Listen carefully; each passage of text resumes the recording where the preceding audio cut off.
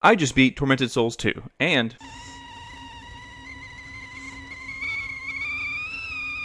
is what I would say if I could, but I couldn't, because I was streaming this game, but I got so frustrated that I rage quit. Here, look, I'll show you. Fucking shit out my ass. Am I dead? No, fuck this game. I'm fucking done with it.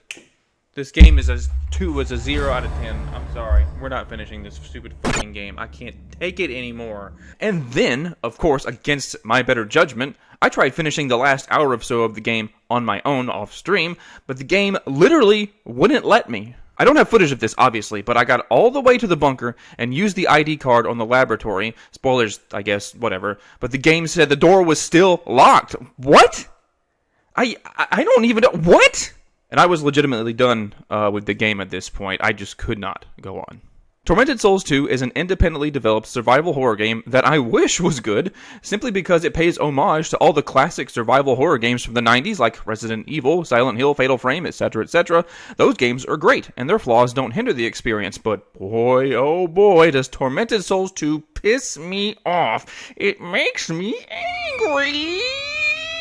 Every time I found something to like about the game or its design, some game mechanic, some bad design choice, or just some stupid little thing pulled the joy right back out of me and just literally tormented my soul. Roll credits.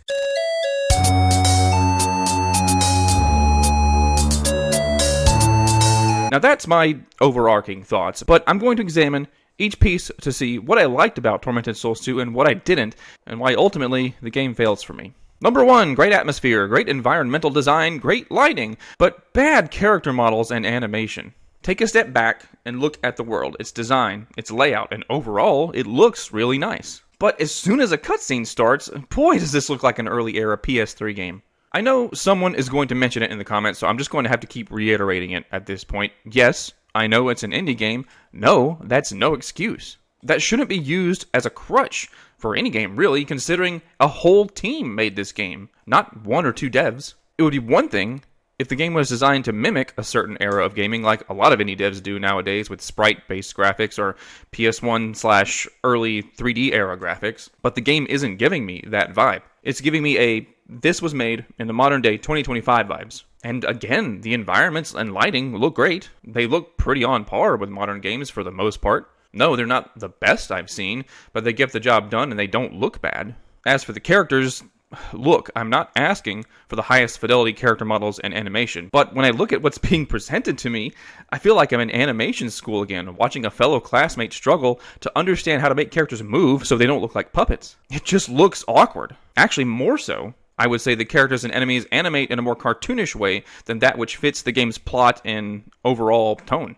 I just don't understand why this is the choice they went with. Number 2, lots of interesting, thoughtful puzzles and genuinely unnerving locations, but god-awful combat and controls. There's a small caveat here. I think the game has just one too many puzzles. Now, each one is pretty unique from one to the next, and I found myself saying, oh hey, that's neat, for each one. When it comes to Tormented Souls 2's gameplay, I honestly think traversing the genuinely creepy locations and solving the puzzles is the highlight of the experience, but the shit hits the fan as soon as the enemies start swarming you. Firstly, Caroline attacks so goddamn slowly. Even when you get an upgrade to the nail gun that allows you to shoot faster, it still feels too slow in comparison to just how quickly the enemies can get up on your ass, bro. Damn, it's so stupid. I know you have a backstep maneuver that allows you to dodge incoming attacks, and honestly, this is the only mechanic in the game where I might say, oh, this is my bad, because I do feel like I probably never learned the correct timing for the dodge, because I would dodge as soon as the enemies were in my face, but they wouldn't lunge for me, which would theoretically create an opening for me to a counter. They just keep walking towards me and hit me because the dodge animation wasn't finished yet. But even with that, it's almost impossible to fight these enemies without getting hit at least once. It feels like that was the point, too, because you find so many healing items. It's like they're saying you're supposed to get hit. Well, that's not fun. Secondly, the controls suck ass. Yeah, the game has tank controls if you use the D-pad, but something about them just didn't feel good to use. I can't explain this. Suffice to say, I would never wanted to use the tank controls myself. I preferred the analog stick. I played on PS5, by the way. And most of the time, this was fine. But the devs clearly didn't know how to program the movement when the static camera angles changed. Say I'm holding up on the analog stick, yeah? Caroline is running forward, let's say this is north, but then the camera angle changes, and based on where this new camera angle is, she's now running left on the screen. But because I'm still holding up on the analog stick, the game attempts to smoothly adjust the direction Caroline is running based upon the current static camera angle to match where you're holding the analog stick. But you don't want that. This is so fucking bad. It's even worse in engagements with enemies because it causes Caroline to abruptly change the direction she's running, and as you can imagine, sometimes causes her to run into enemies' attacks like she's trying to get herself killed or something. I don't understand how this was approved. This is the worst part about playing Tormented Souls 2, hands down. It pisses me off so much. I cannot fathom how they shipped the game without fixing this. It feels like a bug because other static camera horror games that allow for analog controls don't have this problem. Take RE1 Remake on GameCube, for example. Yes, it's low-hanging fruit, I don't care. Chris or Jill will continue running in the same direction whenever the static camera angle switches, as long as you do not disengage the analog stick. As soon as you do, the direction they run then readjusts to match the current static camera angle. They got it right. All you had to do is copy this. I don't understand. Number 3, all the stupid little design choices that are just stupid. Bosses just didn't feel fun to fight. They all had gimmicks, which isn't necessarily a bad thing, but I never felt satisfied after I beat a boss. It was always this oh my god moment where I was just glad it was over. This was probably spillover from my frustrations with the combat because the awkward controls were even worse in boss fights, of course.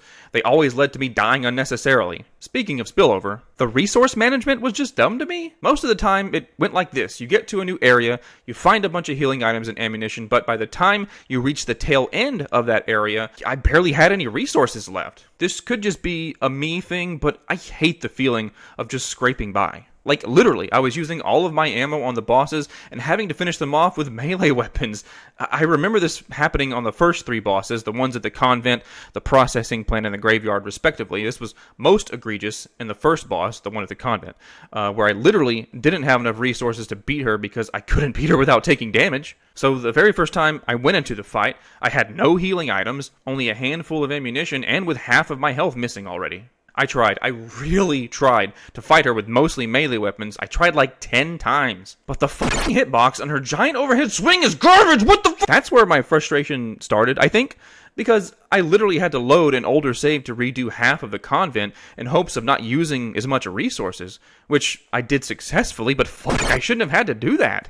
And why do the hitboxes feel like shit in general? I think I'm a safe distance away, but nope, they still got me. And why is it so hard to dodge the damn ghost nun bitches in the graveyard without putting something in between me and them? It's like they hone in on you. And why is menu navigation like this? Let me quickly and easily select stuff with the D-pad. Don't make me use the analog stick for things like this. It should be easy and effortless. Don't make me wish I was playing the PC version so I could use a mouse. And the game actually crashed on me at one point.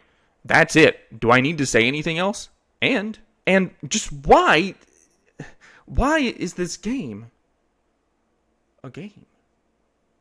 Anyway, that's about it. I mean, sorry Dual Effect, this is just my honest opinion after playing the game. I played Tormented Souls 1 as well, and while I don't remember everything about my playthrough of it, I do remember getting annoyed at it sometimes as well. But this is your second go-around. The gloves are off. I pulled my punches with the first one, but now you're getting my raw, unfiltered, stinky, unmitigated opinions on Tormented Souls 2. And that's just how it has to be. We have to be able to judge a game on its own merits and not use the crutch of, oh, it's just an indie game, because they'll never rise above just being an indie game if we treat them like that. Judge them as fairly as you would something from a AAA studio. Every game deserves that. If you need a number, I'd give Tormented Souls 2 a 4 out of 10. More bad than good in here, which is a shame because I really wanted to like this one. I generally enjoy survival horror games like this, but this one definitely needed more time to cook. It has problems that I just don't understand how they got off the cutting room floor. And that's the quickest review of Tormented Souls 2 I could give you. My name is Mitsu Vagrant. Please subscribe for more videos like this if you have not already. I'd really appreciate it. Like the video if you enjoyed, and as always, you guys stay safe out there, go play some games, and we'll see you next time.